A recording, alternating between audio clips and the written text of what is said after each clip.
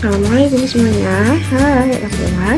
Perkenalkan, saya Aisyah Aris Fahlahita, Prodi Administrasi Bisnis dengan NIM 2303002. Di sini saya akan memaparkan tugas UTS Bahasa Indonesia yang diampu oleh Ibu dosen Darmina Barus selaku dosen mata kuliah Bahasa Indonesia. Dan di sini saya juga akan memaparkan tugas UTS Bahasa Indonesia dengan judul kata, istilah, dan diksi. Kata merupakan kesatuan bahasa yang mempunyai arti atau satu kata. Fonem-fonem yang menjadi unsur pembentukan itu tidak dapat diubah urutannya, baik pengubahan posisi, penambahan, pengurangan, atau penyisipan. Contohnya, kata ramah sudah dengan urutan fonem tetap. Jika diubah misalnya menjadi marah, haram, hamar, marah, mahat, makna semula tidak terlihat lagi karena kita sudah mengubah urutan fonemnya. Selanjutnya, istilah. Istilah dapat diartikan sebagai kata atau gabungan kata yang memiliki makna khusus dan penggunaannya terbatas pada ranah kegiatan atau bidang keilmuan tertentu. Dari segi makna, istilah itu sifatnya monosemantis, artinya dia hanya memiliki satu makna, tidak ganda atau polisemik. Selanjutnya, sumber kata dan istilah. Sumber kata berasal dari bahasa Melayu, bahasa daerah, bahasa asing, bahasa Sanskerta, bahasa Arab, Pasri, dan Tamil, bahasa Belanda, Inggris, dan Portugis.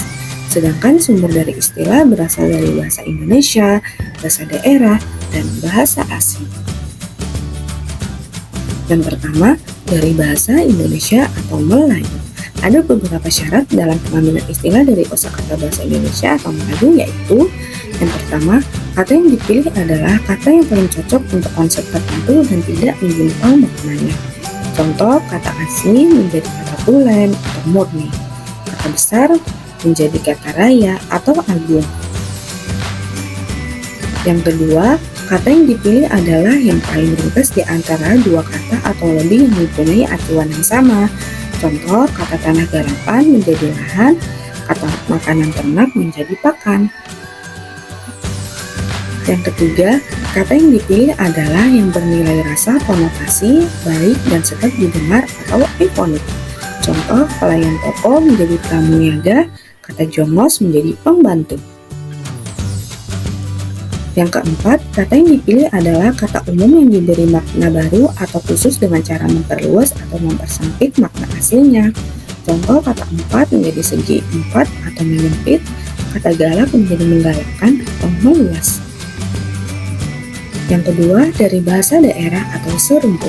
Yang pertama, kata yang dipilih adalah yang paling tepat untuk konsep tertentu yang maknanya tidak menyimpang jika ada dua kata atau lebih yang acuannya sama. Contoh, kata wisma menjadi panti atau geraha atau gria. Kata puri menjadi kata stana atau pura. Yang kedua, kata yang dipilih adalah yang lebih singkat daripada terjemahannya dalam bahasa Indonesia. Contoh, kata makanan ternak menjadi pakan, kata pulang kampung menjadi mudik. Yang ketiga, dari bahasa asing. Kata yang dipilih adalah yang memberi kemudahan dalam pengalihan antar bahasa. Contoh, kata ekspor menjadi ekspor, kata satelit menjadi satelit. Yang kedua, kata yang dipilih adalah kata yang lebih cocok daripada sinonimnya dalam bahasa Indonesia. Contoh, kata tekanan menjadi sistem, kata kekencangan menjadi kritik. Yang ketiga, kata asing yang dipilih adalah yang lebih ringkas daripada istilahnya dalam bahasa Indonesia. Contoh, kata lemari es menjadi kulkas, kata perpindahan tugas menjadi mutasi. Yang keempat, kata asing itu memudahkan kesepakatan untuk diterima karena banyak istilah bahasa Indonesianya untuk konsep yang sama. Contoh, kata cara kiat atau pola kerja disebut juga dengan metode, juru bayar atau juru hitung biasa juga disebut teller. Selanjutnya, kita akan membahas tentang diksi atau pilihan kata. Diksi atau pilihan kata adalah kemampuan memilih satu kata yang tepat di antara sejumlah kata bersinonim untuk digunakan dalam konteks tertentu. Yang pertama, relasi makna. Yang dimaksud relasi makna dalam hubungan ini adalah sifat pertalian makna yang terdapat pada sejumlah kata. Yang kedua, kesinoniman. Kesinoniman adalah keadaan yang menunjukkan bahwa sejumlah kata yang berlainan bentuknya memiliki makna yang sama. Sedangkan sinonim adalah kata yang memiliki makna yang sama atau mirip dengan kata lain yang persis maknanya. Kohomoniman adalah keadaan yang menunjukkan bahwa sejumlah kata yang berbeda memiliki bentuk yang sama. Kohomoniman dibagi atas 3 jenis, yaitu yang pertama, kohomoniman yang homofon. Kohomoniman yang homofon terjadi apabila 2 atau lebih kata yang berbeda hadir dalam lafaz sama tetapi berbeda ejaannya. Contoh kata sanksi menjadi hukuman atau denda, kata masa menjadi waktu. Yang kedua, kohomoniman yang homograf. Kohomoniman yang homograf terjadi apabila 2 atau lebih kata yang berbeda hadir dalam satu lafal yang berbeda, tetapi sama ejaannya. Contoh teras 1 atau teras kayu, teras 2 atau teras rumah. Yang ketiga, kohomoniman yang homofon dan homograf.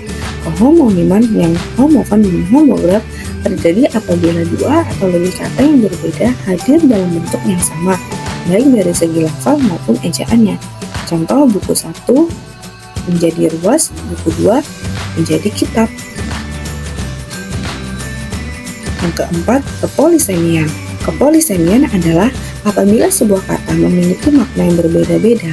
Kepolisemian dapat dilihat misalnya pada kata kepala yang dalam Kamus Besar Bahasa Indonesia bermakna pemimpin, ketua, bagian tubuh atas tempat tumbuhnya rambut, dan bagian benda sebelah atas atau ujung, depan, dan sebagainya. Yang kelima, kehiponiman. Dalam kehiponiman, yang ditemukan adalah keadaan terdapatnya sejumlah kata bawahan dari sebuah kata yang lebih luas cakupan maknanya. Contohnya, burung, ayam, itik, angsa adalah hiponim dari kata unggas. Ini adalah bagian dari contoh hiponim dan hipernim. Kata unggas bisa menjadi berasal dari makna ayam, burung, atau angsa. Burung bisa menjadi merpati, gelatik, atau bonjol. Yang keenam, keantoniman. Keantoniman adalah keadaan terdapatnya 2 kata yang berlawanan makna. Kata yang maknanya berlawanan atau berkebalikan dengan kata lainnya disebut antonim.